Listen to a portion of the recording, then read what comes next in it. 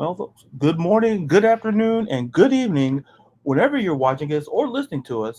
Thank you for making the Sports and the World podcast a part of your day. I'm LaDarius. You know I am. You see the name right there on the screen. Here we are, folks. SummerSlam right around the corner, coming up this weekend, and I couldn't think of anybody else better to preview it with because the last time this guest was on here, I believe we previewed WrestleMania or one. We previewed something. Like yeah, I've done 1,000 episodes. I don't Maybe the Royal Rumble. the Maybe it royal. was. Might We have did been. something like that. Yeah. But anywho, without further ado, here's my buddy, news editor at Fox Sports and wrestling fan like me. It's Tanya Ray Fox. How are you, my friend? I'm good. I'm really excited about SummerSlam. I was just talking to Chris about this, where I was like, we were talking about how back in the day we used to always get excited in the summer for X Games. Uh-huh. And now X Games, like, nobody talks about it anymore. It, like, you forget it's even on. Like, I have to, like, get reminded by randomly turning on TV that it's on. And Yeah. I was like, that's how I used to, like, how I feel about SummerSlam is how I used to feel about that. Like, it's like this, like, event that you look forward to, that you're ready for, that you like mark on your calendar. So I'm super pumped. I can't wait to talk about it. I have a lot of theories and expectations and hopes and dreams that will likely be shattered. So, you know how it goes. Yeah. The life of a wrestling fan. That's what I Mm-hmm. always say. You know, and I feel like this SummerSlam, it feels like it's loaded. It feels loaded. There's a lot going on than I can recall at previous SummerSlams. There's a lot to unpack in a lot of different ways. So let's just jump into it with what's going to be on the card, what maybe is not going to be on the card. But let's start off with they had the SummerSlam Battle Royal, which they talked about, which basically you're going to see guys like LA Knight, you're going to see Karrion Kross, maybe AJ Styles. You're going to see a lot of people who, you know, trying to get everybody on, trying to get everybody in the premium live event as they can. So why not do it with the Battle Royal?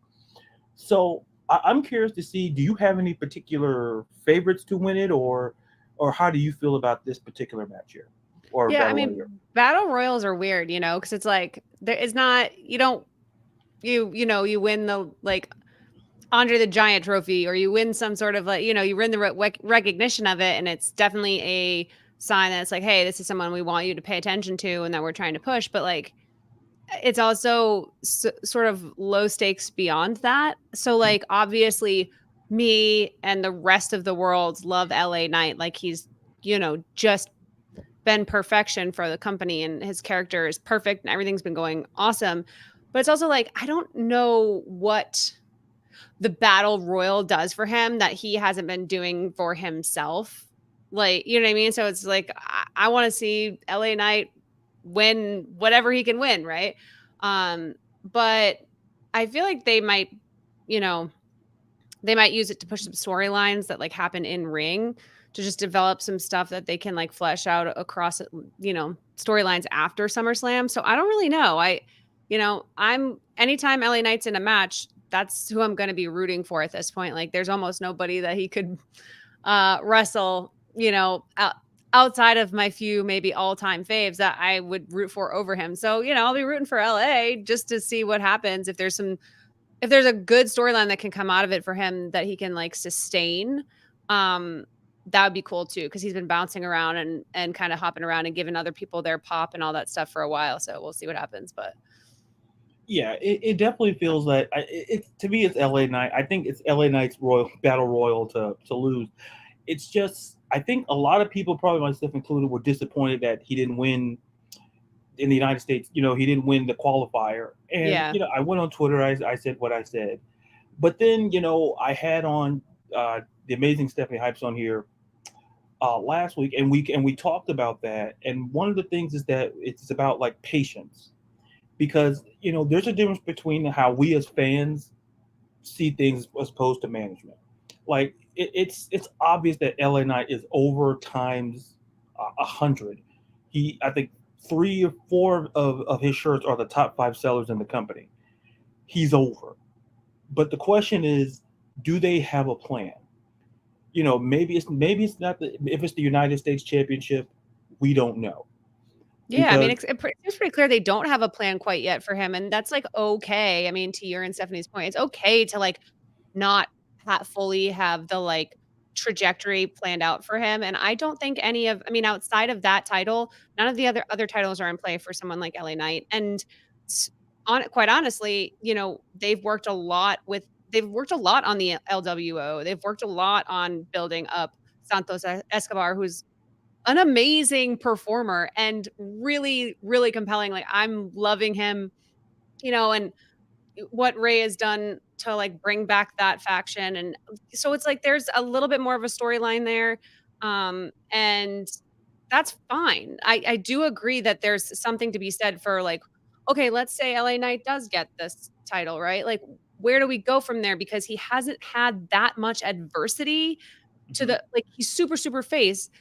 So, like, let's give him some real adversity, like, let's give him something so that it feels like by the time he gets that title that we are, like, about to lose our minds, and there's gonna be, a little bit of a lull in terms of major, like, premium live events, there's gonna be, ups and downs, and then we're gonna get into the early of next year, and if by early next year we've been patient enough, like, we're talking about prime time spots for someone like that, so. Yeah, I think before we transition, I think to your point, I think the U.S. title is the only real title in play, and it's okay because, like I said, it's okay not to have a plan. But one thing that is abundantly clear that he's over. So when he's over the way he is, and if you put him in this United States, you put him in this qualifying, you put him in the triple threat. You're not thinking that we're not giving Santos a shot to win it. We're thinking, well, it's LA Knight or bust. And to your point, it's the way the LWO storyline has been built up. It was fine what happened, and even now we're getting Theory and Escobar. So I'm okay with that because, like, because we got to understand there's another battle royal coming up early next year, and that to me, maybe that's the plan. I don't know. I'm I not. mean, he seems like he's on a perfect trajectory to, like, potentially be a dude who's really in contention for the Royal Rumble if he keeps going on this pace. Some people lose heat, some people don't. So, it's a long way away, but, like, they clearly don't know yet. They have to wait to see how long LA Knight can, like, pull this off, but so far, like, there's no sign of slowing down, and if that's the situation, it's like, don't hand him a title now. That could do a lot for Santos Escobar, or you could do a lot for, maybe bringing Theory, like, back into some sort of, like, real storyline Mhm. versus LA Knight, who literally right now doesn't need a storyline. Why are you gonna hand someone, something they don't need right now? LA Knight can Yeah. come out anywhere, anytime, against anyone in any city right now, and is as over as anyone in the company. Don't look a gift horse in the mouth. It's very rare you have an opportunity with your stars, in that, where no matter where you put them or what they're doing, that you can get that kind of pop and you can get that kind of reception from the crowd. Like, they can put him in anywhere. They are not going to waste that right now by handing him a title when he doesn't need it. Yeah, and I think that's the bigger point before we it's kind of like Seth Rollins before he became champion. It's like he was over to the point where it's like when the belt came out, like all signs kind of pointed to Seth winning it to be the inaugural champion. But with LA Knight at this point, he doesn't need a title. And I think some fans, I'm not gonna put all fans and wrestling fans in a box. I don't want the hate from social media. But sometimes we think, well, if we put a belt on a guy to verify he's over, no, you can be over without a championship. It's like good storylines. You don't always need a belt. If the person is over, that person is over to the point where, like, the title would kind of feel like Yeah. it would kind of like water it down. And I don't want to use the turn of phrase there, but it gives off that vibe. So, like I said, I think LA Knight's the guy to win it, and we'll just see where he goes from there. Now, speaking of Rumbles, this next match kind of came about of what we kind of saw at the Royal Rumble: Logan Paul versus Ricochet. And to me, I'll say my 1.5 cents, and then I'll get your thoughts on it. To me, this match is interesting because how can I phrase this? I'm not the biggest Logan Paul fan as a person. Like I could kind of do without that. But he's shown in the ring where we've seen guys like Bad Bunny, like they take it seriously enough that we buy into it. Like, okay, they're not just here for like a one-off thing and just fly by and not take it like he takes the craft, he takes wrestling seriously. So I Yeah, no, give, he's a WWE wrestler at this point. Yeah. yeah. So I feel he takes it seriously enough where I'm like, okay, I take it that seriously. And I look at Ricochet. I look at a guy who's just to me one of the best, most athletic guys in the company. Can do all the flips that I look at. My back hurts just seeing him just going over the top rope. I'm like, it's just fun to watch. And now seeing the dynamic and then adding a layer and kind of adding a layer to it on Raw, involving Ricochet, his fiance in real life, the announcer Samantha, adding these layers to it. This match is going to be interesting. It's going to be fun to watch because of their dynamics are kind of similar to a certain extent. But I'm kind of curious to get your thoughts on this match and how you kind of see it playing out. Yeah, I think so. Ricochet has done a lot of work over the last like couple of years to become, better on the mic. His like character has started to develop in a way over the last year or so that you kind of finally get a sense that what his vibe is. He's got this like feisty underdog athlete, thing. It's like it's a little nebulous still, but it's starting to be more cohesive than it was. And Logan Paul is like an entity that came in with an exact idea of the role he was going to play, the character he was going to play. It's going to be this like bombastic, oversized version of what he already is in real life. It works really well in WWE. That's why they brought him in on top of him being a great athlete. And like, I do think that they're a really good pair. I feel like this is like it's time in this particular situation because Paul is still such a, occasional player for Ricochet to have a definitive win and then maybe take that somewhere because they're giving Ricochet these opportunities to have these big moments.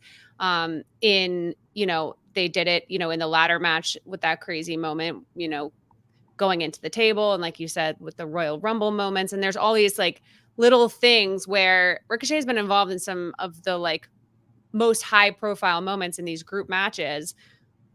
It seems like it would be a waste unless you have some specific plan for Logan Paul right now. And again, like we're heading into the back end of the year. Like there's some premium live events that are coming up that I feel like we're just not going to need Logan Paul for, but you need someone like Ricochet for that. So like giving him a signature win over Logan, I think would be good. And I think that that's their plan. I also feel like there's something to be said for the fact that like in both of those situations, these like the two of them jumping from the ropes into each other and then the fall off into the table.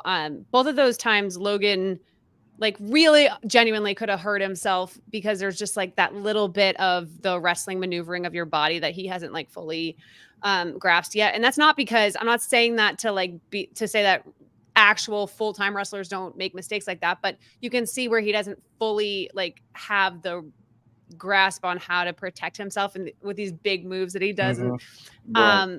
And I feel like they're starting to maybe figure that out and might be able to take advantage of it in the storyline. So I don't know, I'm not particularly like, it's not that like a match I'm dying to find out who wins, but I am excited to watch it. Does that make sense? Like I think it's going to be really fun and good, but I don't actually care who wins. I just think it makes more sense to keep giving Ricochet these opportunities because he's been grinding for them for so long. And I do think he's finally hitting an inflection point with his character where you might be able to do something with it. Yeah, I think to your point, I think it's a match that I watch because, like as I alluded to earlier, like their dynamics are very similar, and sometimes it's when I saw it, I said it looked as bad as I guess what was in the crowd. I guess it looked bad, but so there's that similar dynamic. So it should be a good match. It's just a matter of, to me, this could go 50-50. How you could, I think, the way they're kind of building Ricochet to put him in a premium live event, to put him on television, because like I said, he was the type of guy he would be in like in the pre-match and all of that. But now he's getting a match on one of the company's big four pay-per-view, premium live events. Mm-hmm. So, and you put him against a guy like Logan Paul, to your point, like he's I think he's kind of carved himself into this WWE stupid thing, and the stuff they're putting him in. I think, like I said, I can make a case for either to win, but ideally, I would like to see Ricochet pick up the win and kind of take that baton and see what they go with it, because there's tremendous potential there with Ricochet, and it's amazing people are just are just coming around like, oh, Ricochet's always been great.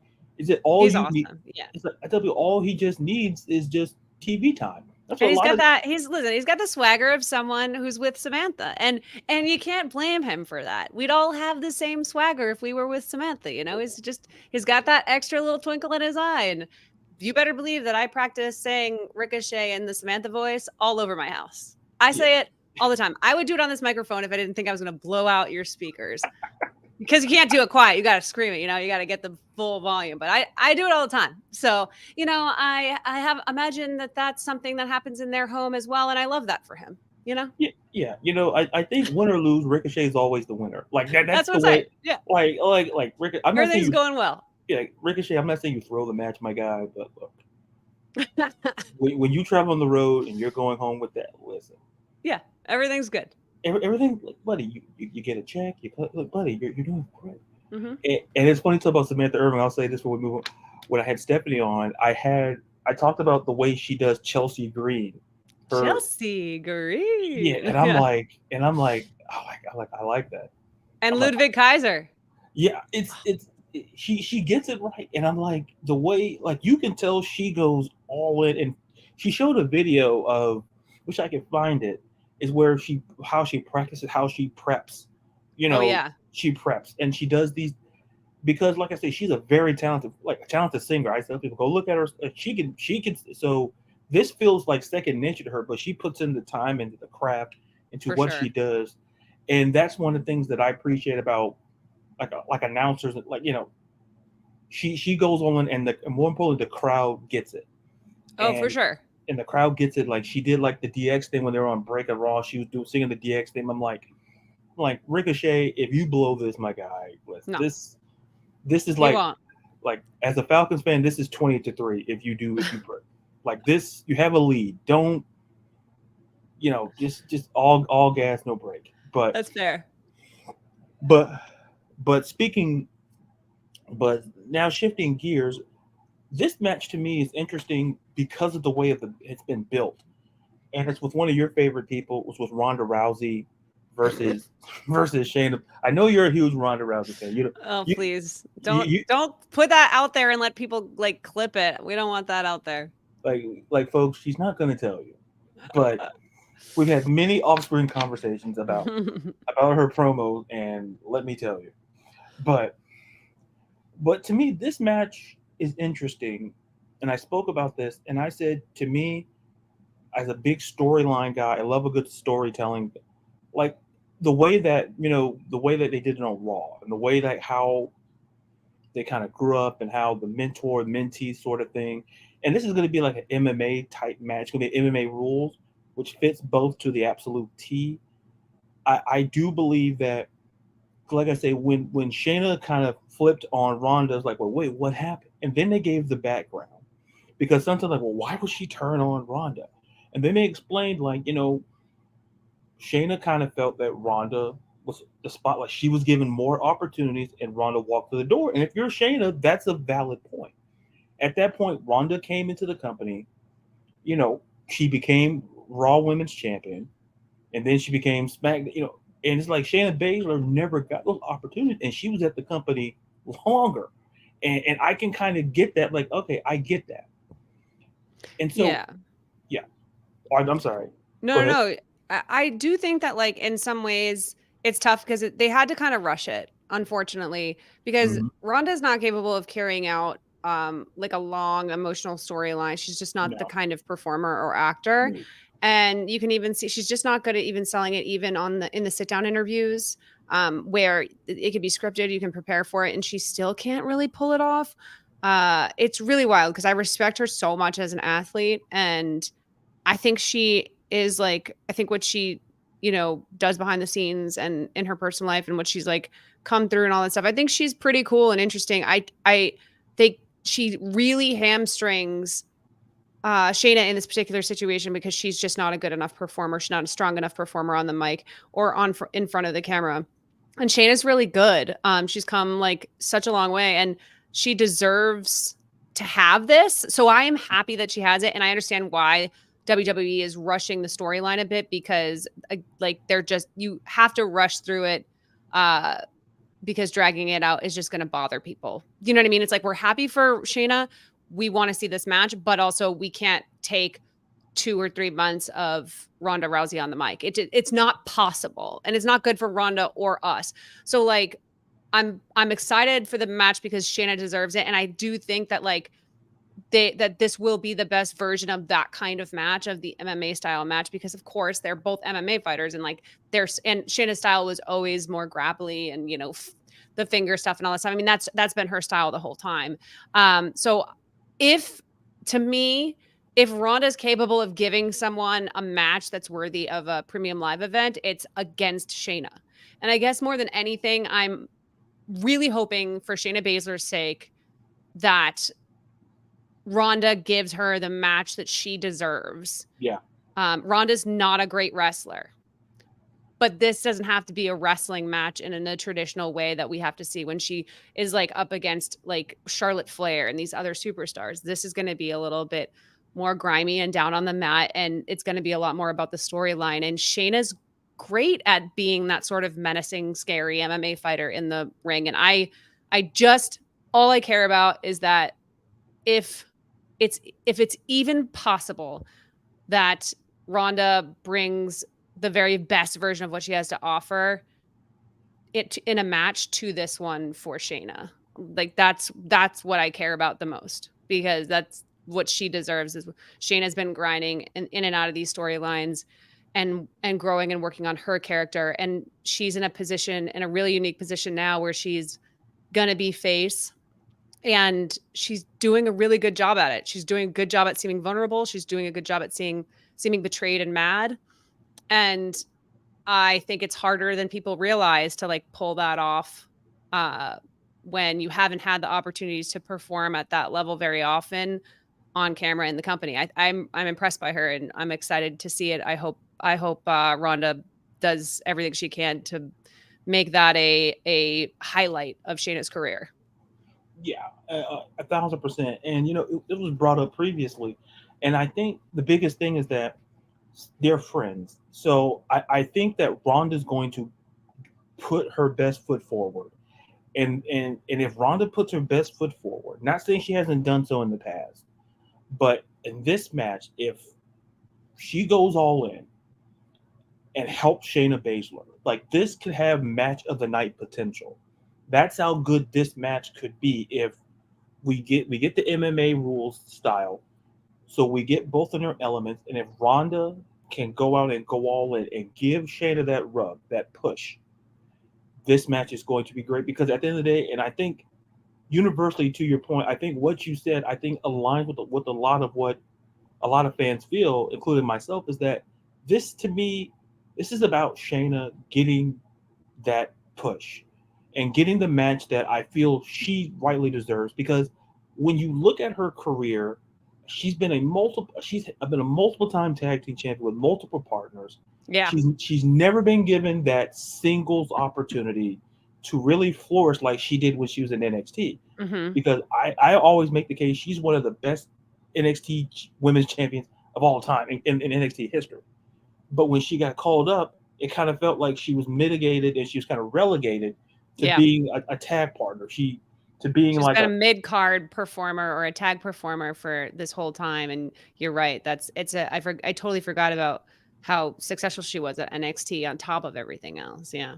Yeah. And I think that's why I said, well, it's amazing at how, she's not being booked as the champion that she was with another, like other champions, like, we'll talk about some momentarily. But it's amazing to me that Shayna's never gotten those opportunities. And I think with this match, premium live event, all the eyes are going to be on here. If Ronda, this is on Ronda, because Shayna has proven she can deliver. I'm not worried about Shayna Baszler here. No. This is about So this is about Ronda Rousey. It's if she could put her bit, and if it's true, and if the reports are true that Ronda's on her way out of the company, if it's true, or with most reports that I've been reading, if that's true, give your friend the best match that you can, because if it's your last premium live event, Yeah. give her the best, because that's what I feel she deserves. If that's your friend, Yeah. give her the best. And I know she wants to. It's not even a matter of like wanting to. It's a matter of like, can you hone your vibe that night to where it needs to be? You don't come out and do the pout. Don't do your angry face. It's fake. It's bad. Come out like there's a couple of times where she's like, she just comes out stone face, like she's about to go into the octagon. She doesn't screw around with trying to, like, she comes out and it's just very simple, angry sort of warrior vibe. When she tries to act in any way, it throws it out. If anybody can get through to her or give her the right advice on how to come out and perform that night, that's going to be the game changer. She'll bring her A game as much as she's possibly capable of in the ring. But what we really need to see is her get rid of her own theatrics and try to tap into some real genuine emotion. Because that's what she usually lacks. Yeah. The authenticity, it's not always been there. Like, even with like some of the promos she's cut during this mini kind of, build up, like the lines are great. Like, is she still there? I guess it's the best legal way to say, but I'll say whatever. But I think if Ronda could come through, not saying that she can't, but this could be match of the night sort of stuff, because we know how good both of them are and have the MMA, they have the resumes to back it up. So it's just a matter of if we get the match that most fans think we should get, this could go up here as match of the night or one of the best matches on the card. Yeah, I don't know. I don't believe in Ronda that much. You believe in her more than I do. I just don't think she's a great wrestler. And so I highly doubt it. But if it's going to happen, it's going to be doing MMA with Shayna Baszler. Yeah. That's going to be her best bet. So if she can't make this one the closest thing she's had to a real premiere, a match that we're going to remember, she's just never going to do it, as far as I'm concerned. Yeah, I mean, if it's all set up for it to be great. This is the MMA rules match. If you can't get it right. Yeah, this is tailor-made. This is what you're supposed to be able to be good at. So yeah. I mean, if you can't get this right, then I have to eat a lot of words, and then I got to issue like a statement with the paper in my hand, apologizing to people. Like, I apologize for the previous comments that people have said about Ronda Rousey, and then I ignore them, and I go outside, and I treat myself to lunch and ignore them. But now we're switching gears from one match that we're not kind of certain of it's going to be great. But with one match, to me, it's built up in a way that, to me, it's an interesting way it's been built, and that's the Cody Rhodes versus Brock Lesnar. Now, like, look, I'm just going to say this before we get into it. It's one thing to get your tail whooped by Brock. Fine. But you don't get your tail whooped in front of your mama. Like, look, your mom was in the crowd, and she saw you. I felt worse for Cody Rhodes' mother than I did for Cody Rhodes. I'm like, no one should have to see their kid get schlepped around an arena like that. Like, no, that's not right. I told my mom that I know my mom would come with something heavy in her purse, and I'm like, how did she bring that in? I'm always prepared. Yeah, it's like, listen, how do I know? She just told me just stay close. That's all she told me. Stay close. I didn't know. Stay behind me. Yeah, like, I'm like, we got cameras here. Like, what do you want me to do? But like, this sort of build, it has been interesting, this being the third and hopefully final match. Hopefully, key, cross fingers. But to me, I kind of feel like with Cody, like, Cody has been in some interesting stuff since WrestleMania. And I think with this particular thing with Brock Lesnar, it's been interesting because it's never been fully explained why Brock went after Cody. There's supposed to be a tag match, and the next thing you know, you see Brock giving an F5 to Cody and just beating the bejesus out of him, and then we're getting something going. It's never been explained, but to me, sometimes I guess they leave it up to interpretation as to why. But when I look at this particular match, I think it's going to be a great match because as much as as people feel like, oh well, Brock is a part timer, and Brock, I'm not going to disagree with that. But Brock's a guy, he comes in for these type of matches. Like he's not, and he's not been so. I mean, he's been a lot more full time lately than he was. I mean, during COVID, he was a lot more part time. Yeah, he's been around, man. He's been, listen, like he's been doing this a minute. Like that man has been putting his body through absolute hell. I think people are really weird about Brock. I'm sorry to interrupt you, but like there's something really weird about the way people talk about Brock. As if like he should be in his 40s after putting what he's put his body through since he was a teenager and just be like out there every night. Like we're not talking about like AJ Styles here. You know, we're not talking about Rey Mysterio. We're not talking about guys who've like been in the ring and doing these. Like we're talking about like a dude who's been taking absolute beatings and delivering beatings to giants. We're talking about a guy who went out and F5'd Omos. Like he's been doing, and then, you know, and we're talking just all the way back to actually being a genuine, like competitive wrestler, you know, like this guy is not this, like to ask him to be more than what he's been, to me is really interesting. Like, I think he's one of the best people in the company at committing to the character he's created at this stage of his career. He's supposed to be the beast. And how often do wrestlers actually live up to their, like, he's a monster type hype? They've tried to do it with, what's his name? The other big dude that they say is a monster. Braun Strowman, right? So they try to do it with Braun. They try to do it with all these people, and it's like, oh, they're big. They're like, the only one who really sells being actually terrifying is Brock. And he's done a great job of it. Him being this like menacing cowboy with a like alcoholic red face that you're like, what's this guy up to? So like, I hate when people give him crap about being a part-timer or whatever else. Like, different wrestlers have different expectations. Different wrestlers have earned different things across their careers. If Brock's not for you, you're going to resent the fact that this is where he's at. But as far as I'm concerned, whatever they are doing in this Cody Rhodes storyline, which I agree is a little bit nebulous, I'm not quite sure what the point of it's supposed to be. Between the two of them, the person who has like figured out what their vibe's going to be between the two of them, the best is Brock. Yeah. Like he never wavers. He comes out and he's terrifying. And but he also gets on the mic and he's not just a dude who gets out and grunts. He's like, he teases, he builds tension, he is menacing. Like there's a lot to what he's doing. And Cody, to me, is still trying to figure out how you're supposed to be the underdog to Brock. And it's not working. I don't think it's his fault. I don't know why they're doing, once you've had these matches and once you've every week gotten your ass absolutely beat by this dude, what are we so we're supposed to believe he's going to get in the ring and do this again to Brock. This is such a problem for me. And I don't know why they did this. Obviously I'm passionate about it.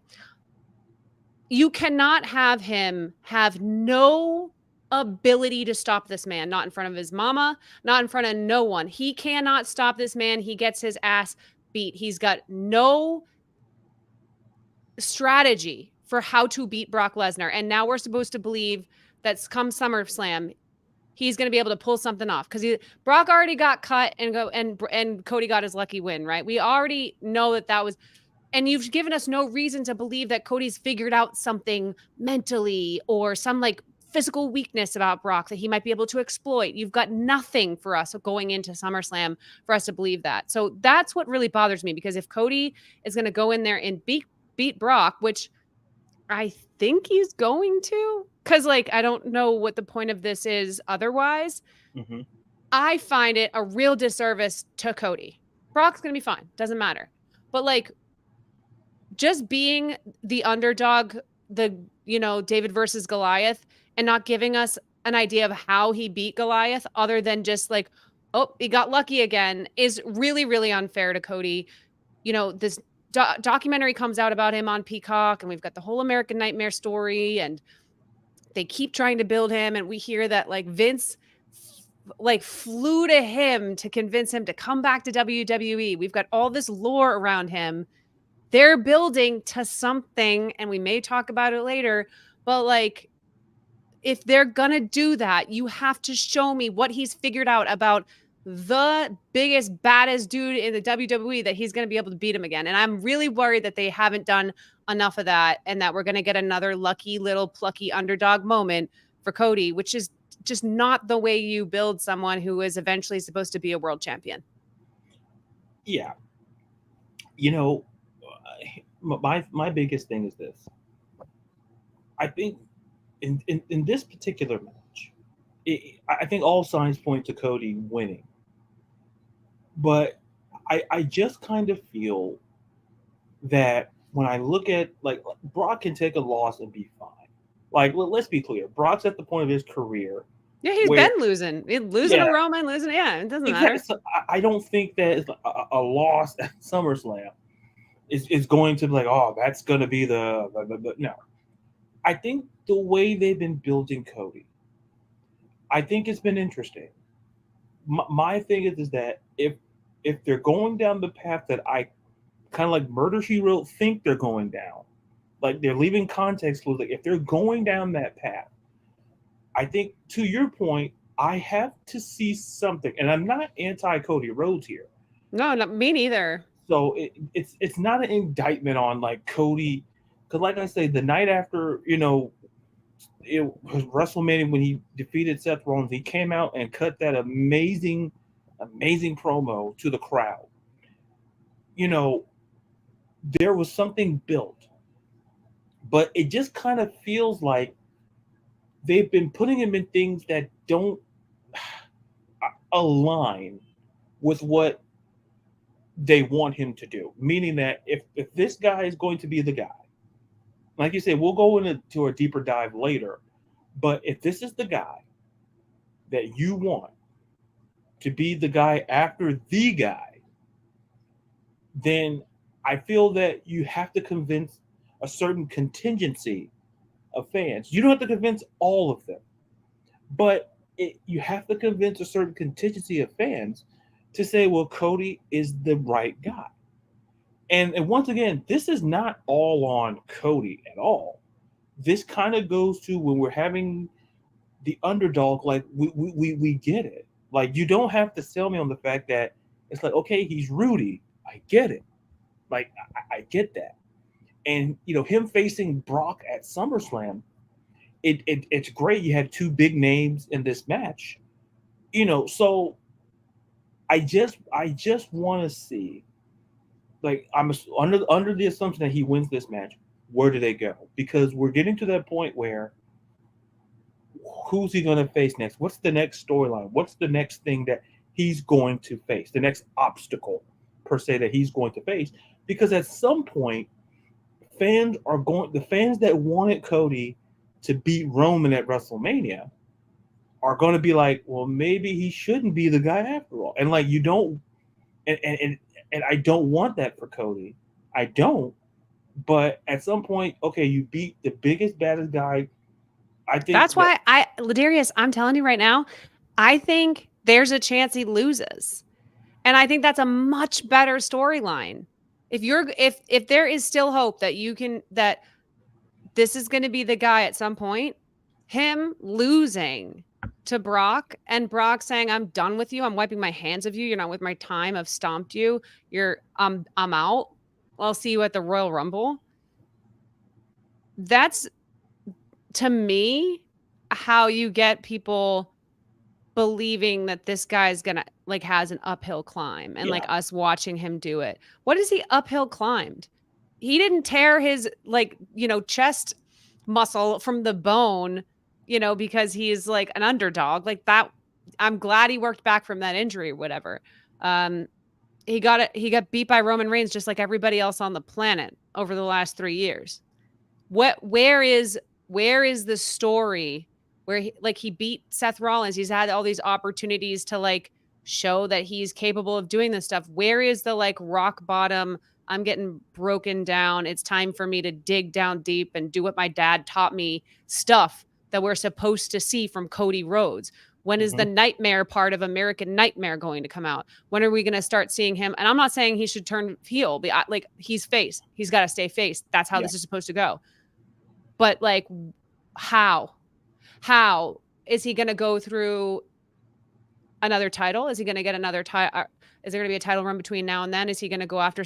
Where is it going to come from? Who are going to be his allies? Is there anybody? Is he doing this on his own? Why do I care about Cody Rhodes outside of the fact that you told me he's a little special boy? Why do I care? You have not told me why I care. And Cody can barely tell me why I care. I love Dusty. Everybody loves Dusty. Everybody thinks it's cool you're back in the WWE. You left behind AEW. Oh my God. Why do I care about you? And that's like what so maybe him getting absolutely dusted by Brock Lesnar and getting a little bit of that spark is what we're supposed to get. Because I completely, like, after talking it out with you, I do not see a path with him beating Brock Lesnar and then just being like, okay, I guess I'm going to like feud with the Judgment Day or something. Yeah. Like, okay, what? Yeah. And it's too early for him to go after Roman. We were going to do that for the next 4 months. Roman's still dealing with the bloodline. It doesn't time out. Mm-hmm. Nothing. And to me, my biggest, and that's my biggest concern, is that ideally, if he wins, I listen, once again, I'm not anti-Cody here, but I think it's a legitimate question. Sometimes the most unpopular questions have to be asked. And like, as much as we love like Cody, it's fine.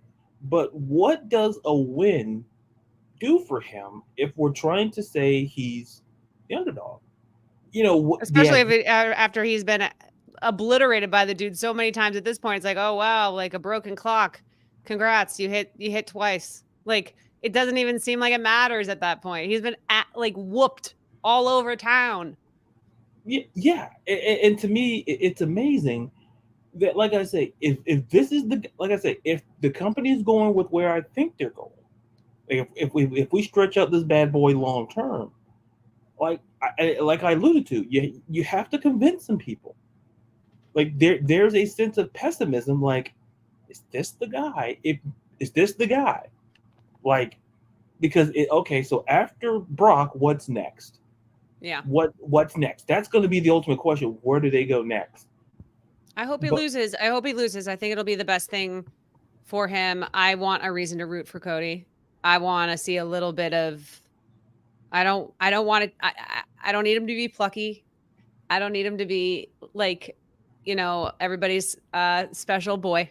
I want to see like some real personality from him. Like, he can only say, "What do you want to talk about?" so many times, and if you don't have anything to talk about, Cody. Like, what are we going to talk about? That's what I would like to know. I'm asking you the same goddamn question, sir. It's like the mirror. It's like, no, I want to know what we're talking. Yeah. No. What are you talking about? No. Flip it. No. What are you? Yeah. Why are you asking me what we're going to talk about? Why are you asking me where to go to dinner? Where do you want to go to dinner? Like, come on. Like flipping around, like I don't know. Go to commercial. Throw on an ad or something. But transitioning from that to a title match here, to me, with Gunther versus Drew McIntyre, to me, I just love Gunther to the point where, like, his run at the Royal Rumble this year, if you weren't convinced that this guy has star potential, I'm not talking like, like this guy, he may, how can I describe this? I want him to be the champion for as long as possible, because I feel like him holding that belt means something. He's held the belt for over a year.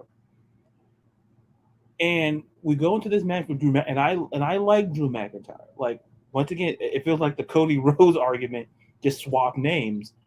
But I just feel with Gunther, it feels like there's something bigger for Gunther because this guy came in second to Cody Rhodes. And I don't want to even talk about that Royal. It still like grinds my gears, to use a Peter Griffin line. It grinds my gears how that Royal Rumble ended, where it was just so obvious that Cody was going to win. Yeah, that sucked. Yeah, it's like you're not even hiding. It's like Scooby-Doo. But Gunther was great. Yeah, Gunther was great. Scooby-Doo did a better job of hiding who the bad guy was. Like I'm just saying. But with this particular match, and I'll say this, and I'll get your thoughts. I don't see a situation where Gunther drops the belt. I think it's going to be a great match. It's going to be a great physical match, because that's what Gunther brings. He brings those chops that you can hear halfway across the world. I think he's going to bring the physicality. I think Drew's going to bring it as he's a former champion in himself. So it's going to be a great match. I don't doubt it, but I don't see a situation.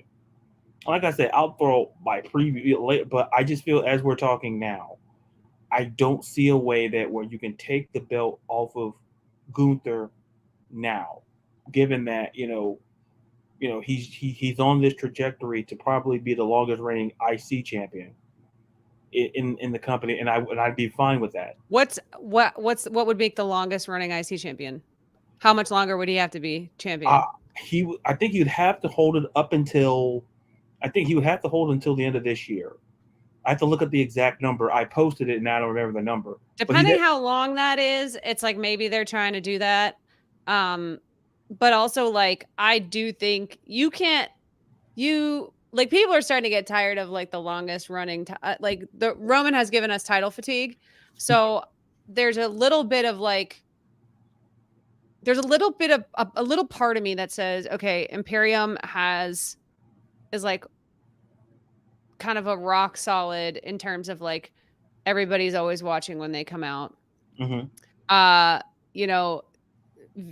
They've built up those other two guys pretty well. So as a faction, they've got a lot going on. I am not quite sure if it's not Drew McIntyre, who is it that's going to take a title off of Gunther? Because like there's not a lot of people Gunther hasn't beat at this point. Yeah. People in contention for that. I mean, we're talking about like, when you talk about that like second tier of high end athletes, we're running out of people who could believably beat Gunther at this point. They've showed some cracks in Imperium. They'd showed some fallibility in Gunther. He got up on the desk and declared himself that he was going to be the winner last night on Raw. Seemed like a little foreshadowy to me. Mm-hmm. I would not be surprised if Drew McIntyre takes that title. I think there's going to be more title exchanges in this premium live event than you would expect. And I think that's going to be one of them. I know it's a little bit of a hot take because Gunther is such a rock solid champion. But I also, there's no reason to bring back Drew McIntyre to do what he was doing before for the last year and a half. You can't keep doing that. You can't keep doing what you were doing with Drew McIntyre. He's already done the fight everybody show up out of nowhere, Drew Day, fight with Matt Riddle. Like he doesn't have the built-in infrastructure of Imperium that Gunther has. And he's a former world champion. He's still in the best shape of his life. He's still one of the most recognizable faces of your company. And I think their intention is to make him a champion again. Take a sip of my drink here before I respond. Better want to meet the press. Now, Senator, I have my response. I see what you're saying, and I looked it up. The record is 454 days, so he would need to hold on to it for another 41 days to be okay. So we're not far out. So to me, I look at it this way, and I get everything that you're saying. And who has the record? Do you know? Honky Tonk Man. Oh, Honky Tonk Man. Okay. Yeah. I knew he was up there, and I said I knew he passed Macho Man, and I said I was trying for the other two guys, And I said, well, wait a minute, I didn't hear Honky Tonk's name mentioned, so I knew it was one of the two guys. So he was okay. Good for you. Well done. Well done, detective. You know, when you watch True Detective and you watch Columbo, you know, Yeah, you pick up those context things and you pick it up. that's exactly right. But to this here, I get what you're saying. I think Roman Reigns and it to no fault of his own, created title fatigue. It's kind of the way where it's where people got tired of seeing the Patriots be successful. Like we want something, but and I argued that point by saying, well, the Patriots are the Patriots. There's a like hard, you know, it's everybody's job to beat them. It's I don't fault, you know, Belichick. I didn't fault those guys. Like people got, oh, I'm tired of seeing it, and I think the Chiefs are getting that. Are going to become that team that's going to get that. But we're tired of seeing the Chiefs there, and I think you're seeing in the wrestling with I'm tired of Roman Reigns being champion. Well, I get it, but at some point the question is, who do you want to take off the belt? Because that's the penultimate question. Is that who's going to be the guy to end the run? Who's going to be the person? And I'm not saying Drew McIntyre is not good enough. Drew McIntyre has been a world champion in this. Wait, objectively, Drew McIntyre is a better star, a bigger star than Gunther is. You know, we love Gunther. Don't get me wrong. Gunther's had, but like, he's not Drew McIntyre. And like, could he become Drew McIntyre? Absolutely. But is he? It's, you know, the only person that should be taking a title off of Gunther is somebody with the name and recognition, or someone that they're trying to put over, you know, new to the company, right? Like the way that they did with Gunther. That's how they built up this title, was like, we got a star. We can make this title matter again. And that's what they've done. And I think the whole point of doing that with a title like this is so that not only have you built up Gunther, not only have you built up Imperium, you have, you know, I mean, Kaiser is a star in his own right. Like they've done it brilliantly. It's been perfect. They've played that perfectly. You build up the title like that, so you have a title to give guys like that. And Drew McIntyre is a guy like that. We've got, like, the title fatigue only applies to Roman in so much as like the whole, get guys titles, move hands. Like, let's see guys fighting this out. Let's see things moving, because that's what I'm saying. This having title reigns be stagnant elsewhere doesn't do any good for like the rest of these storylines. It just like, Imperium has gotten every single drop out of that title that they needed to get. They've done what they needed to do for that title. It's done what it needed to do for Gunther. Like the Gunther and Sheamus storylines, that's all worked. It's all worked. To me, there's nothing left for that title to do for Imperium, or for Imperium to do for that title. There is something left for that title to do for Drew McIntyre. I guess that's how I see it, is like, who's going to benefit more here? Are we going to all be like horrified that Gunther didn't get to be the longest reigning intercontinental champion? Do we really care? No, I don't think we do. Yeah. I really don't think we do. I think everything that he's doing. But when you start seeing guys as like, well, he has to hold on a little longer, or he has to get the reign, or how are we?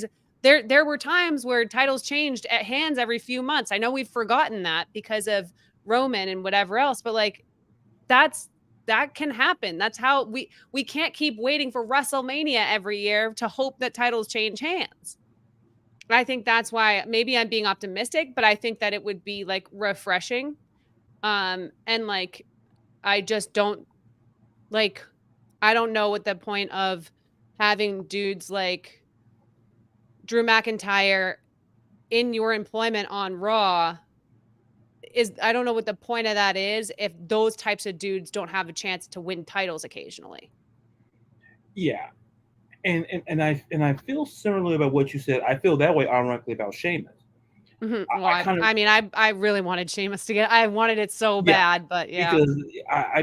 Because to me, I'm not anti Drew, but it's just I've always low key been a fan of Sheamus. I'm with you on Sheamus. If it could have been Sheamus, I'm with you. I would have preferred that. Yeah, like I to me, like I would have been okay with Sheamus. I'd be like, you know what? I get it, because Sheamus, if you look at Sheamus's resume, it paces a lot of those guys in that building. So to me, I guess when I look at this, like to your point, does the reign matter? No, but I always feel there's a reason why it's always brought up.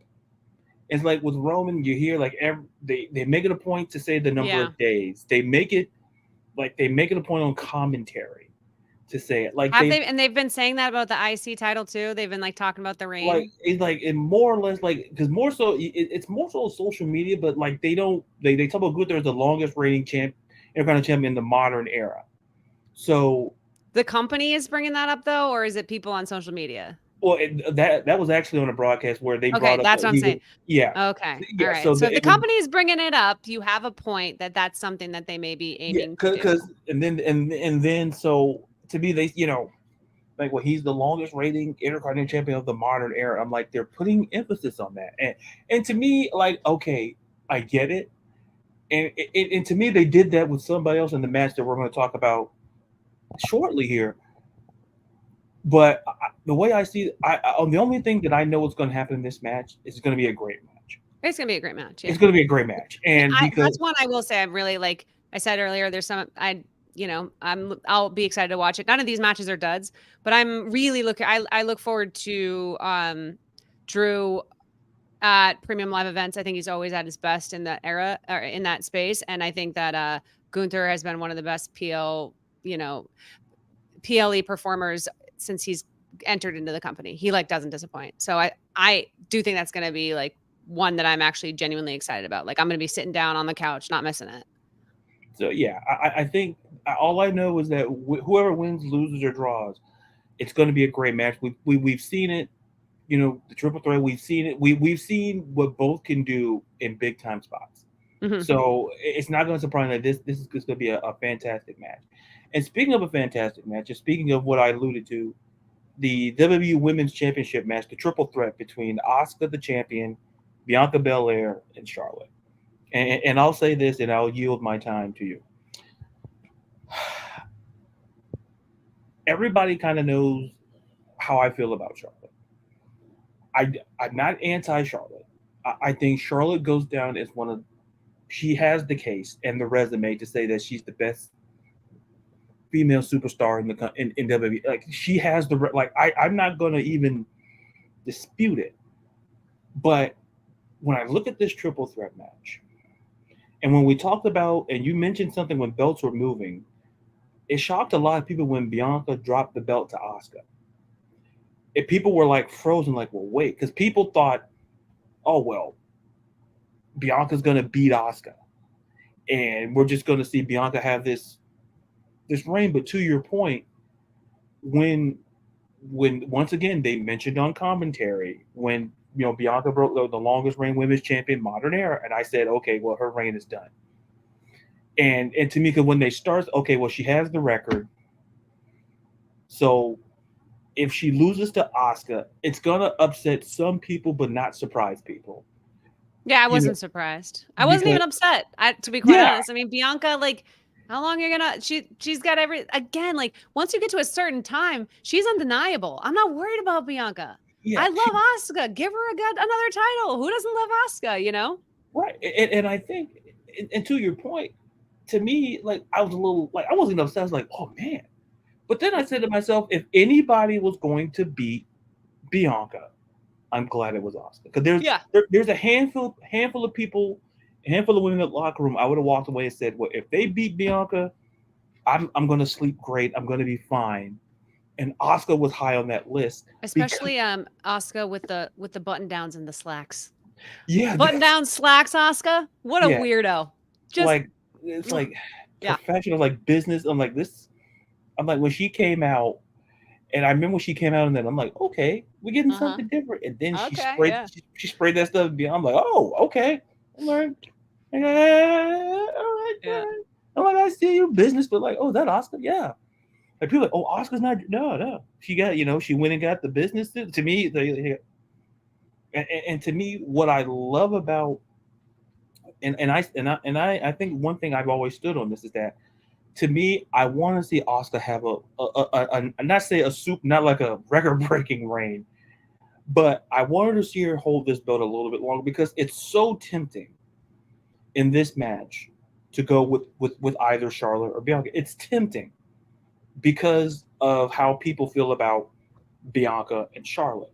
But my biggest argument is this, and I'm Asuka having Asuka hold this belt for as long as possible. It doesn't have to be all the way into it doesn't have to be a very long reign. It doesn't be like a very lengthy reign. But I think Asuka, in this point of her career, give her this reign because if you look at who she had to compete with in her era, she had to compete. Obviously Bianca, Charlotte, then with the Becky Lynches, and then she's dealt like I feel like, and it's hard for me to say this, but I feel like sometimes she gets lost in the shuffle, which I feel like people tend to forget when Becky, when Asuka won the ladder match with the COVID, when during the COVID, and when Becky gave her the briefcase, the championship belt was in there,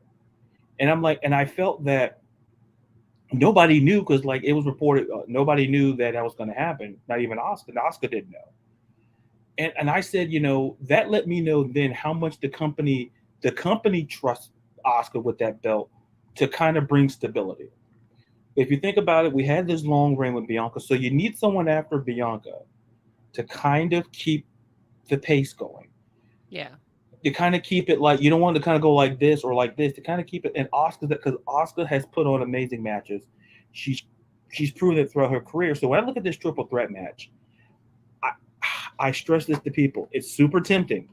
I tell people, it's super tempting to go Bianca. It's super tempting to go Charlotte because to me, I think that's the match for WrestleMania. That's just because I think that's all for Bianca's bingo card of the 4 horsewomen to face.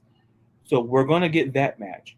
And people feel like, oh, we need a title for that. And I say we don't, but that's a whole different conversation for another day. Yeah, you don't.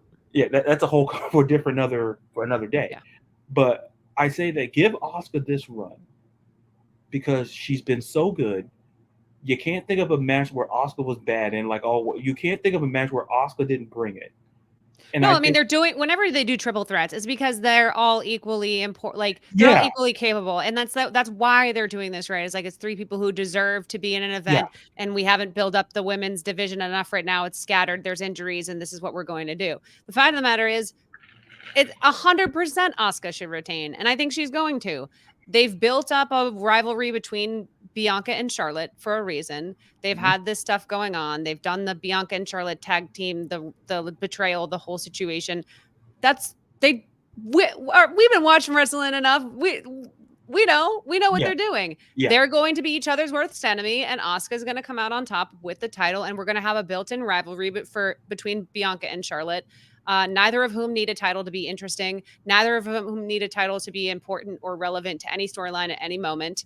Asuka is helping to bring up Io Sky and other young people who she can, have these matches with, that she's going to be able to bring them up. I do think that Io, obviously having Money in the Bank, that's where this is going. I think actually it's so obvious that it's like I will be shocked if it's not, if Asuka doesn't retain. I'll be shocked. Yeah, and and I tell people, like, don't be shocked if you see like a little tease of a cash in, like maybe not a cash in, but like a little tease, like a little something to dangle over. Like, I'd be pumped if I'd be pumped for Io to come in and do it right then and there. When best to cash in on Asuka than after she's blown her load of blue whatever it is out of her mouth, and Bianca and Charlotte, they've all kicked the crap out of each other. That there's no better time to cash in on someone. So you never know. It could be SummerSlam. These cash-ins are always kind of like willy-nilly. We've got the other one, we'll talk about that, whatever. They're always hovering around you, but I can't think of a time she'll be more beat up than after fighting Charlotte and Bianca at once. So we'll see. Yeah. And to me, and then to put a button on this, I truly do feel like you say, all 3 deserving. And we all kind of saw this match was going to happen because we saw Oscar, we all saw the matches end in kind of like, disqualifications. We saw, so it kind of, like, okay, we're going to get this. And to me, when I look at Oscar, I think Oscar retaining, to me, is the only answer, because it doesn't benefit Bianca nor Charlotte to have the belt. And I always stress this, because I think sometimes, I think I kind of mentioned this earlier, we get caught up in this idea that, for a rivalry to be great, or to it has to have a belt involved, and I don't always agree to that, because if that's the case, I tell people, go back in history, just go back. Some of the great rivalries were just two people who were so good, like the belt would have just kind of felt like you were just kind of just watering it down. Like I mentioned, you're just watering it down to the point where it's like, what's this belt even doing here? Like, put the belt on someone who, keep the belt where it is on someone. You don't always need a belt.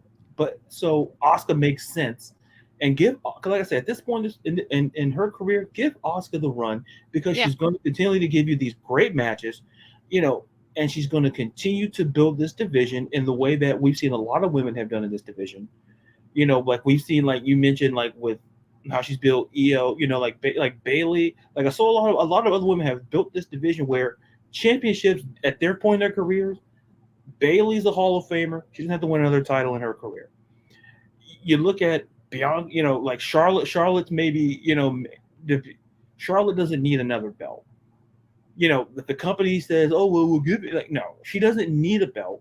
She like I said. No, I mean, Charlotte will get another title. Like, it's only a matter of time. But like, Asuka's also a future Hall of Famer, and Asuka's also just as important to the vitality of the women's division as any of these women have been over the last 5 years or so. And then before that, prior to the 4 horsewomen coming in up from NXT, like, so it's her time. She's got a cool character right now. It's working. She's feisty and silly, and she's like got this thing going on that's like, it's fun, it's cool, it's a Asuka that we haven't seen, but still is familiar to us. Like, I think she's done a really good job with adjusting her character upon her return. To her credit, not an easy thing to do. Especially when she speaks so little English, like for her to continue to be able to like be so captivating to American audiences specifically, and so important to American audiences with the changing of her character, is like, she's just exceptional. She's great.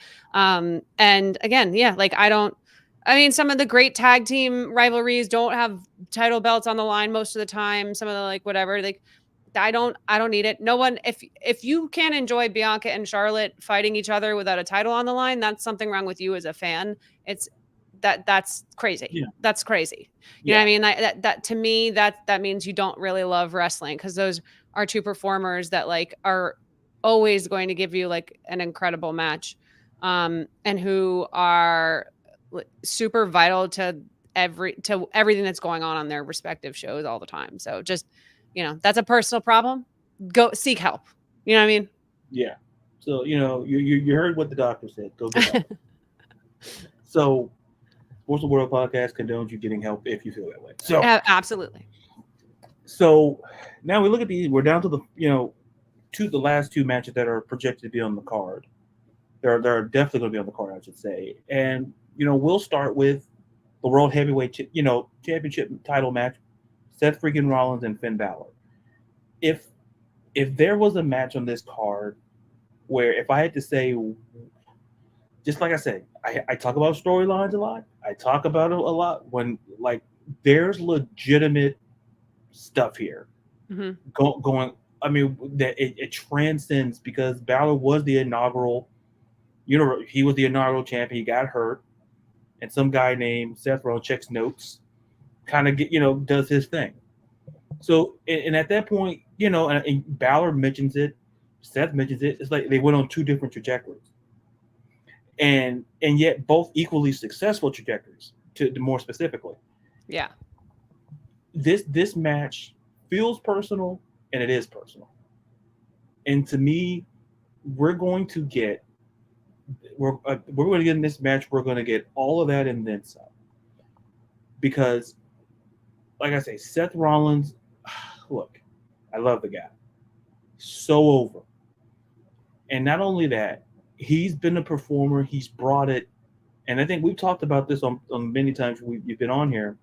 We talked about how good he is and just how great of a performer he is and just how good of a worker he's been. Like, he was asked to be the guy to face a returning Cody Rhodes at WrestleMania. He was asked to take 3 losses to Cody Rhodes. Why? Because it wasn't going to hurt him. Not only did it not hurt him, like he's more over than he's ever been. Yeah, exactly. Dude is at the top of the game. Like, there's nobody in the company that does what he does. There's nobody in the company right now that has like the grasp on every single aspect of the business that he does. Yeah. And I'm like, and people are like, oh, well, it's going to hurt. I'm like, folks, you don't see it.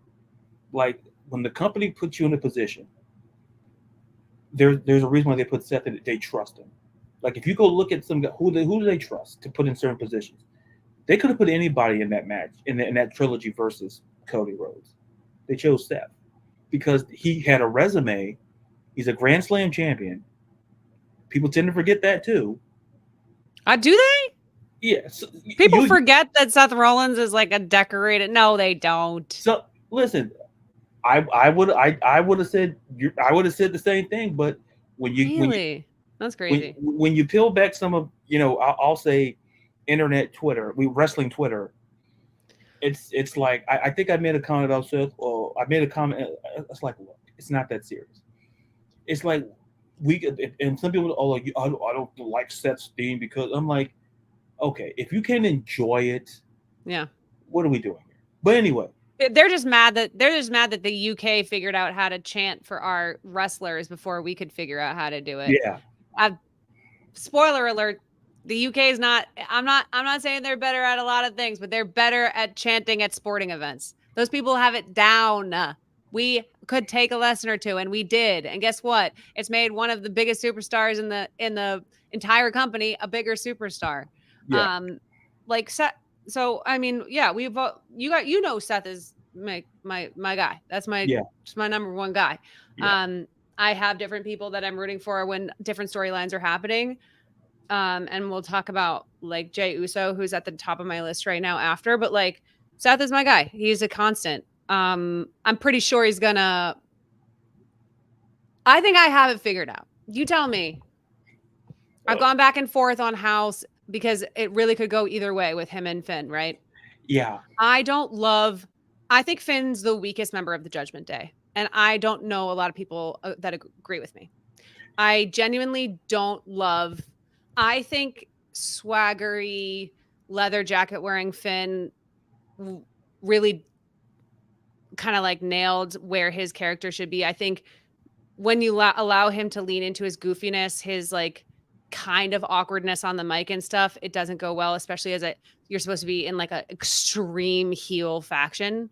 Like they're evil. We're supposed to believe they're evil. He's a goof. Like he's a freaking dweeb. I'm sorry. So like, I think he's the weakest part of the Judgment Day for that reason. I also like respect his journey, and I think that Seth, like outside of kayfabe, really respects Finn.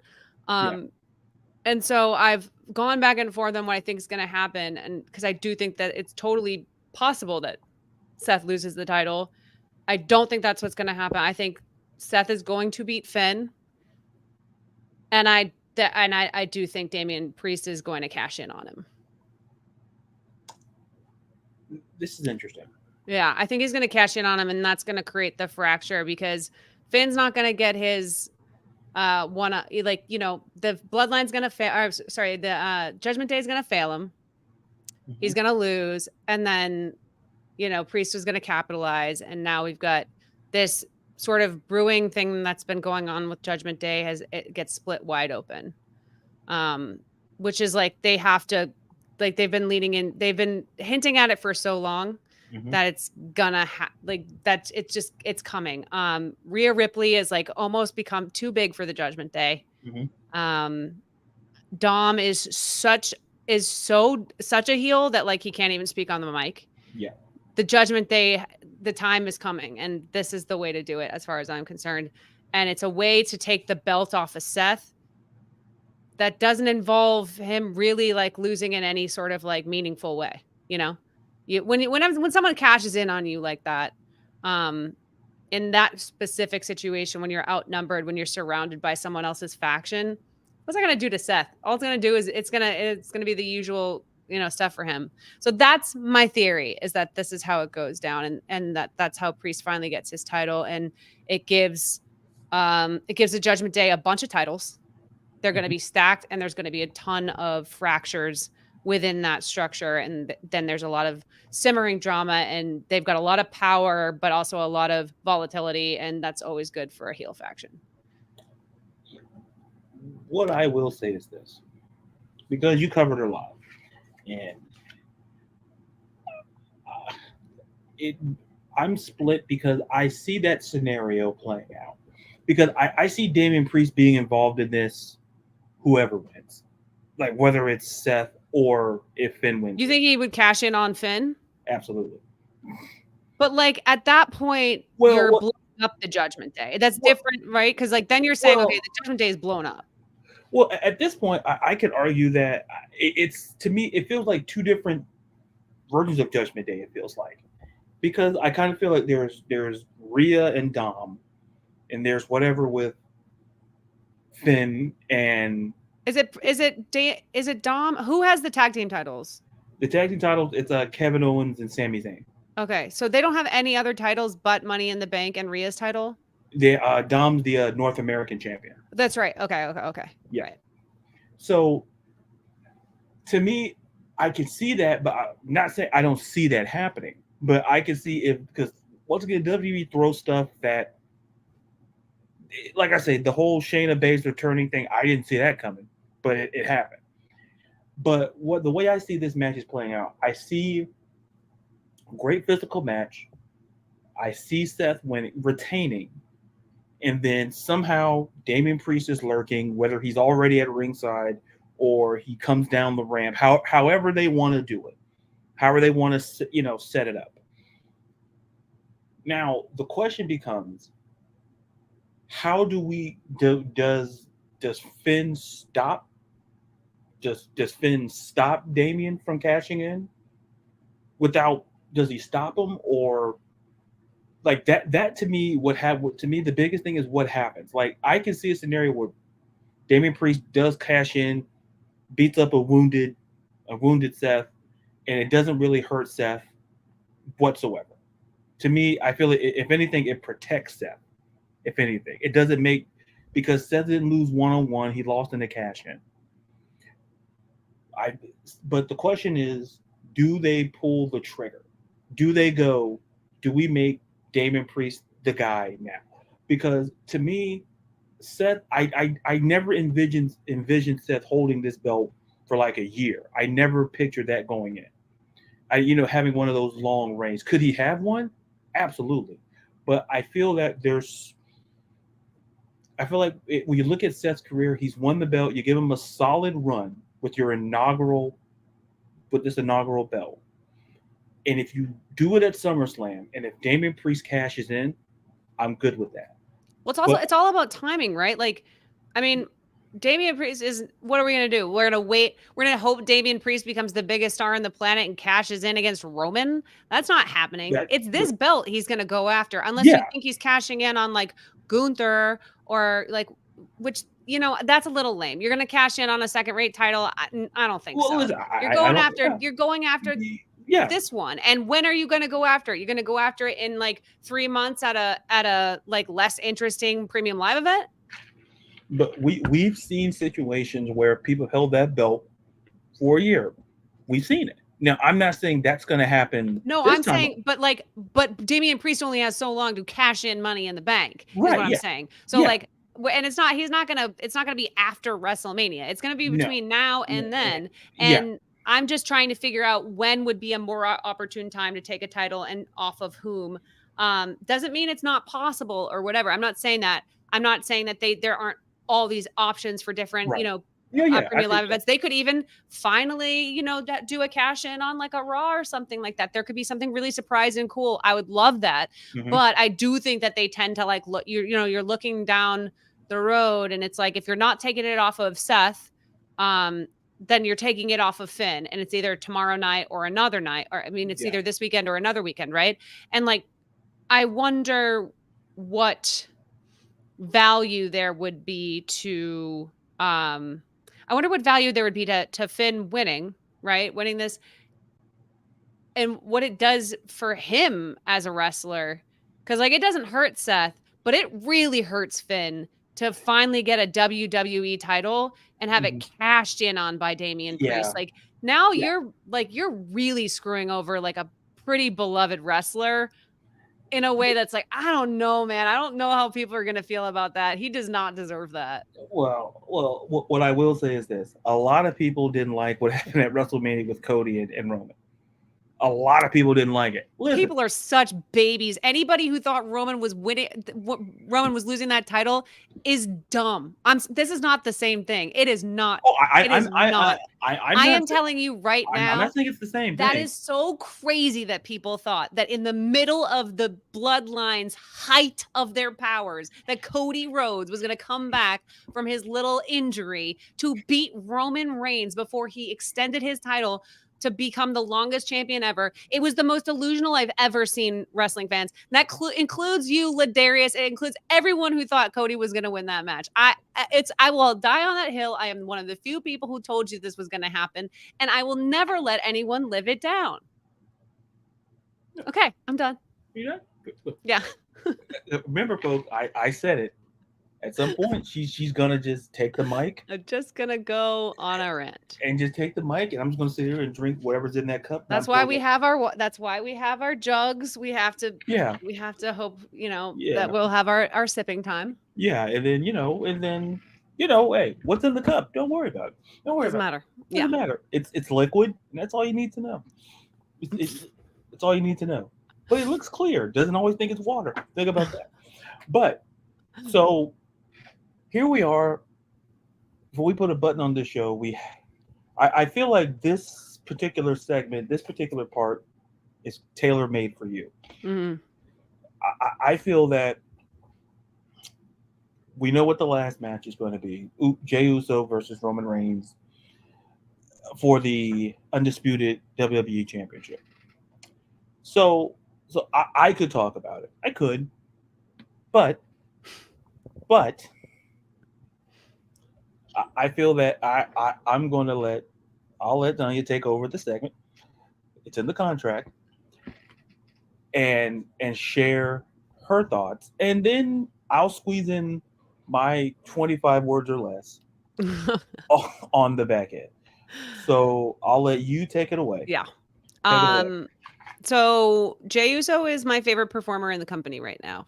I think that what he has done with this opportunity in the Bloodline, what he's done over the last couple of years, but specifically the last year or so as the Bloodline has ramped up, is by far the best work that anyone's done in building their character, building their resume, building their repertoire.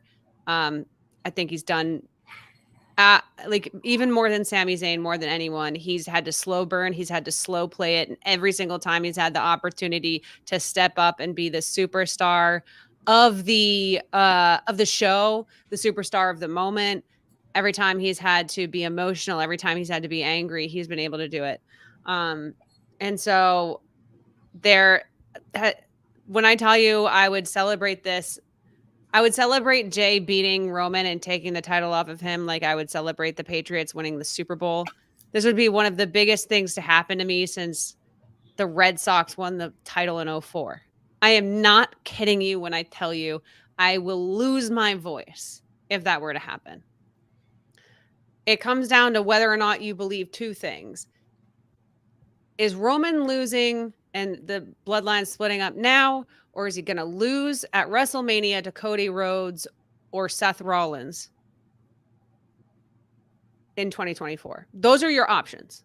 He's either losing to Jey Uso at SummerSlam this weekend, or he's losing to Cody Rhodes or Seth Rollins or someone who's we've talked about in the past. There's only a handful of people who you could be believably lose to. And that would be at the next WrestleMania or, whatever. That's it. They're not going to waste the opportunity for Roman to lose at any other premium live event. It's just not happening. It's going to be one of the biggies. maybe they do a, maybe it could be a Royal Rumble if you really wanted to make it kind of crazy. So like we're in the end days. We're in the end times of this storyline. It's a unique position that we've been in because over the years we've all been duped. I joked with you about like you believing that Cody could beat Roman, but like we've all been duped over the years at different times by different pairings on different premium live events, thinking this is going to be the time. But we're in the end times. Like we know that. We know this has a max of 4 days to 6 months left on it. There was a time 3-4 months ago where had you told me that this match was happening, I would have told you Jey Uso was taking the titles off of Roman. It's happening. It seemed so inevitable.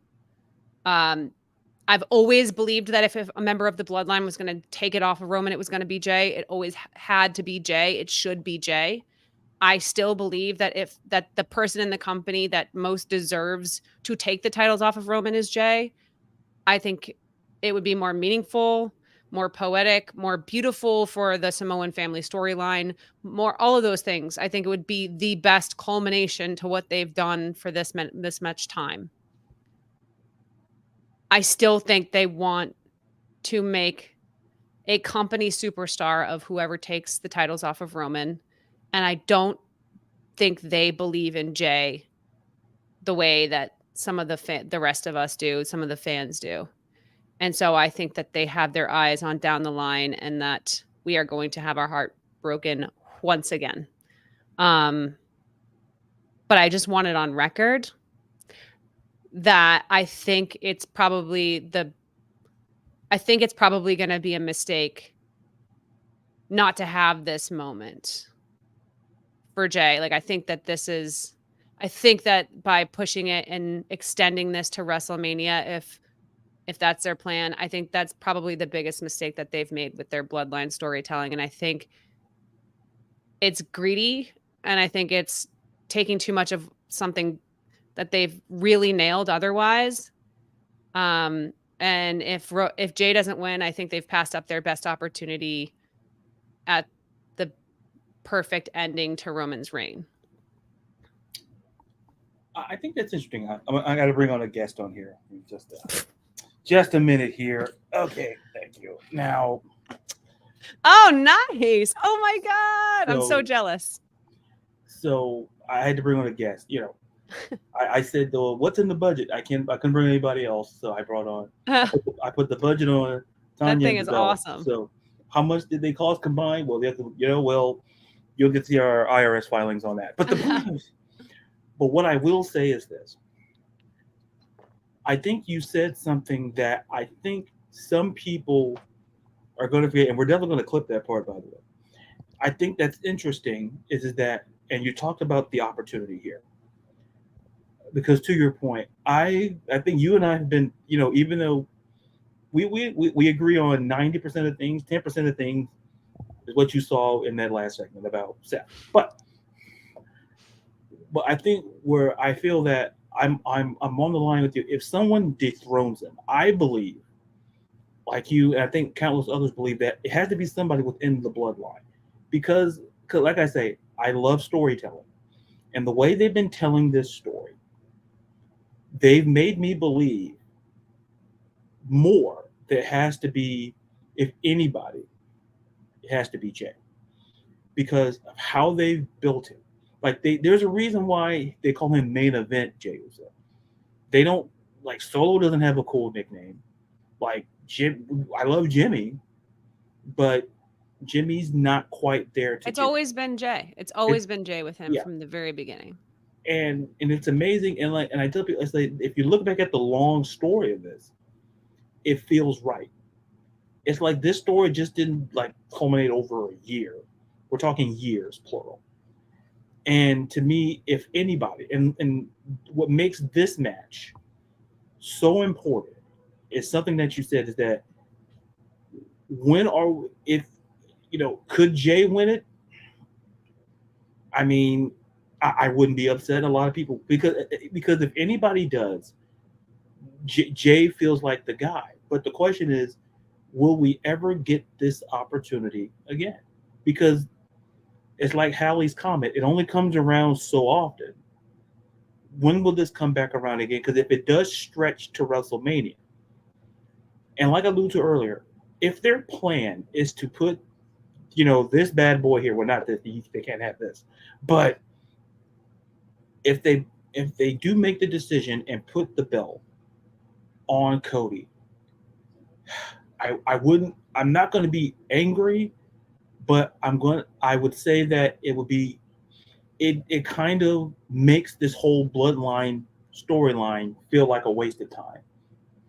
It's not, it doesn't it feel like it's like, I don't know how they get there. I don't know how they ever get there after this. Like if he beats Jey, right? Mm-hmm. Then, and you've got this, essentially you're going to have to do bloodline versus bloodline. Like there's going to be factions are going to be split. Sure, you can bring Sammy back in. You can do this stuff. I mean, you can bring the goddamn Rock in for all I care. I don't care how you do it, but like that has nothing to do with Cody. So then how do we get to Cody and how do we keep the bloodline interesting? And if the bloodline is gone, it's just you, Solo, and Paul, you've got some half-ass bloodline that you're going to work with until WrestleMania. I don't see how it happens. I don't see what the point of all of this ceremonial stuff, all the ceremonial stuff they've been doing every week leading up to this on SmackDown. They've got the beads. You've got Paul holding them out. They're doing, the head touches. They're doing, once we shake hands and blah, blah, blah, you don't touch each other. They're doing these very ceremonial, specifically related to their family, related to their traditions, related to that stuff. And this is a faction called the Bloodline. This is a faction. This entire thing has always been about Roman being the head of this wrestling royalty family. Mm-hmm. It's always been about that. It's always been about, Rikishi and all the dudes who came before them and The Rock and all of this heritage and history. The beads and the design of their from their tattoos to the looks of their shirts to everything about their style and everything about Roman Reigns, a whole entire persona in this character and in this role has been about that family and about that honor of leading it. And for anyone at this point outside of that bloodline to be the one to dethrone Roman undermines 3 years worth of storytelling so that you can put a title on who Vince decided a title should be on. There's no other explanation for it. This is the moment to call it and to have a historic moment put on a dude who, by and large, outside of Seth Rollins, no one has worked more consistently, longer or harder in the men's division than Jey Uso.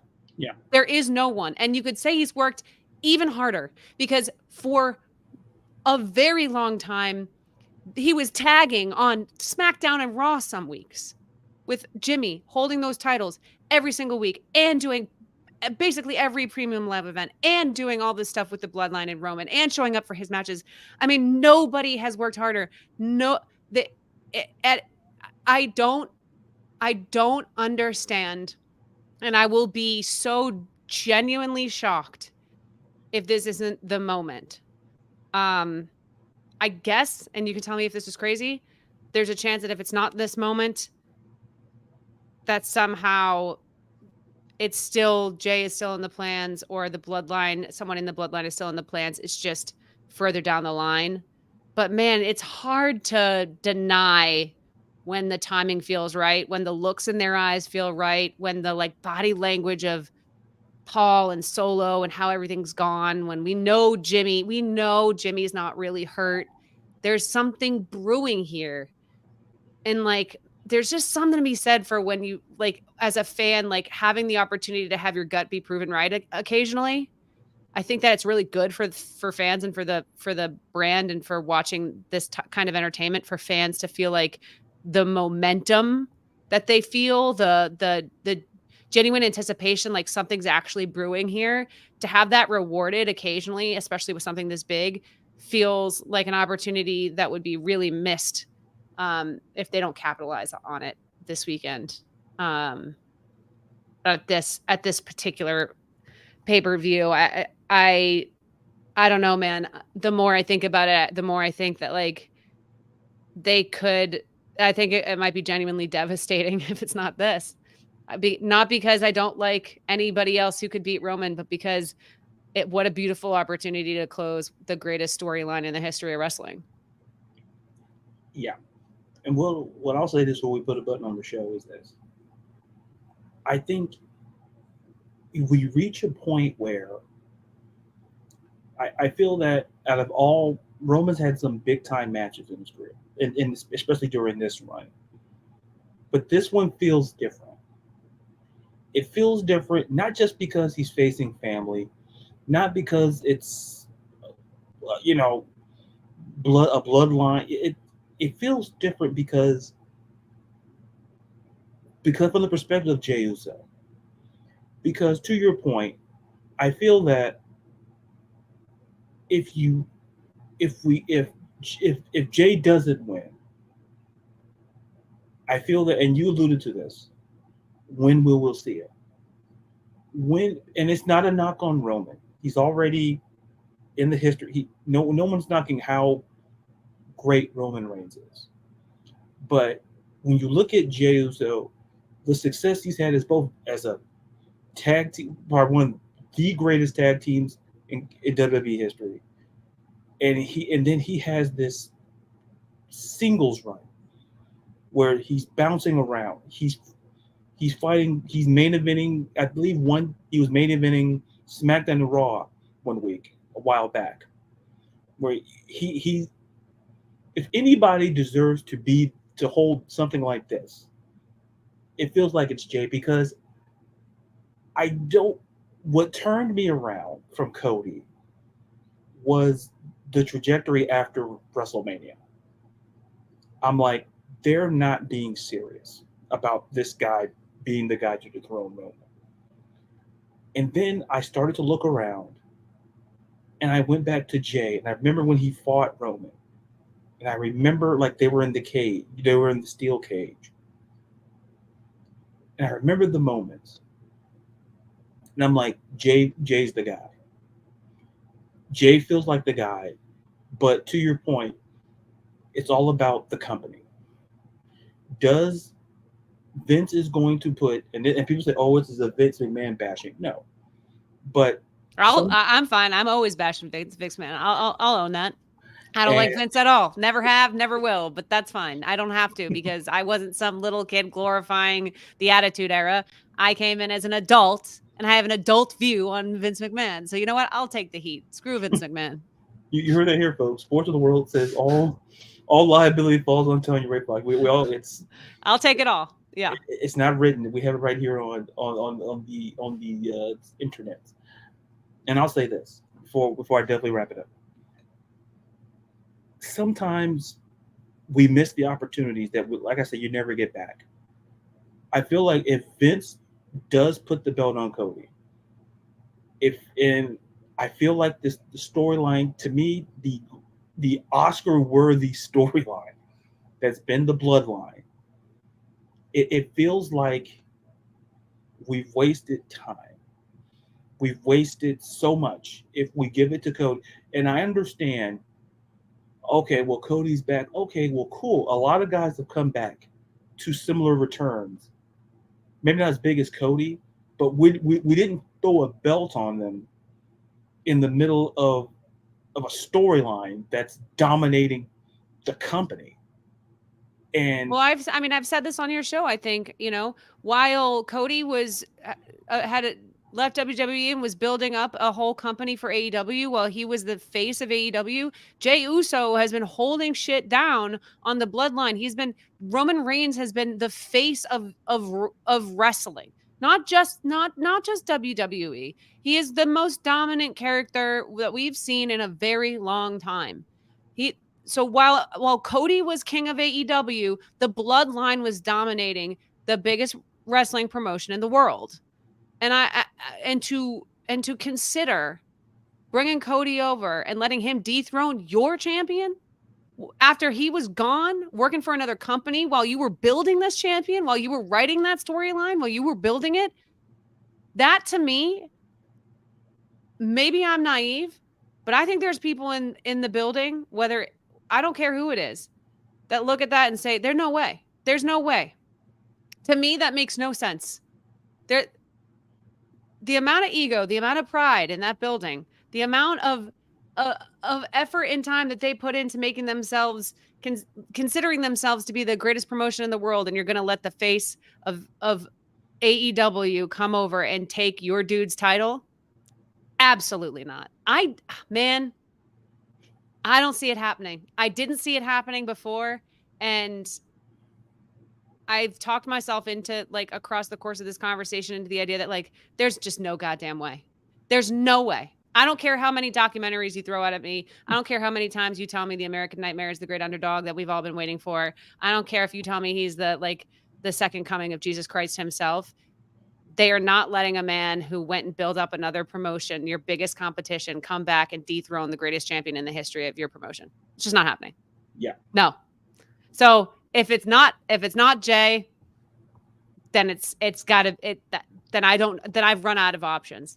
Then you've got some stuff to figure out with the bloodline and I thought the bloodline should have been over a year and a half ago, and they proved me wrong. I couldn't believe that what they've done is insane. Maybe they've got more in it, but if it's not Jay, it's got to be something other than Cody Rhodes. That's how I feel. Yeah. And on that note, as always, folks, I always say this. I don't say this as hyperbole or anything. Like, Tanya knows how I feel about her in terms of when she comes on this show. I absolutely love it for these two reasons. A, she brings it. And B, when we have the conversations, it goes into layers. Because sometimes it's easy to go to the top layer, but it's I guess use a Shrek reference, like the ogres and the layers of the onions and things like. But we peel in and get into stuff like this. So obviously, I got to have you on again sooner rather than later. But before we head out of here, let all the amazing people who are listening and watching know where they can find you and your amazing work. Thank you very much for the compliments. I really appreciate it, LaDarius. Thank you for having me on. Everybody can find me on all the socials at Tanya Ray Fox. I'm everywhere doing videos, threading, tweeting, whatever you got going on. I'm on everything. The Almost Shameless podcast comes back starting next week. We're going to do like NFL season preview stuff. I'm always doing, complimentary podcast content also on Instagram and TikTok. So like there will be other video content there as well. NFL season's my bread and butter. So there's going to be a ton of football coming up here in the next few months. So if football's your thing, tune in for that. Almost Shameless podcast. You can follow it wherever you follow podcasts.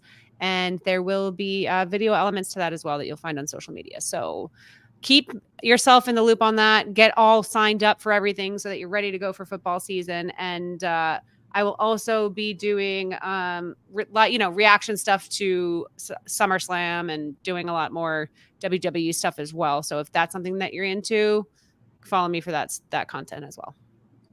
And once again, before we go, let me say I loved being on your podcast. You let me on. You let this guy come on the podcast. Like somehow in this crazy world, I got on your podcast and I enjoyed it so much. Even everything, like I say, as a Falcons fan, as a football fan in general, I enjoy it. I love being on. And like I say, when it comes back, folks, like, subscribe, listen to it. She's fantastic. And that's the show before I think I've used all the words in the dictionary that I could today. But folks, listen to this episode, every episode of the Sports in the World podcast. You can listen wherever you get your podcast. Once again, Tanya, thank you so much for coming on. I love it when you come on. Buddy, you always bring it, and you got to come back on soon. Because you got it anytime, LaDarius. Thank you. Because the champ, I don't want to feel like, the champ, but we're doing We the Ones over here. Yeah, that's how you end it right there. That's how you end it. Folks, be real, be you, be blessed, and be safe from all of us here from the Sports and the World Podcast.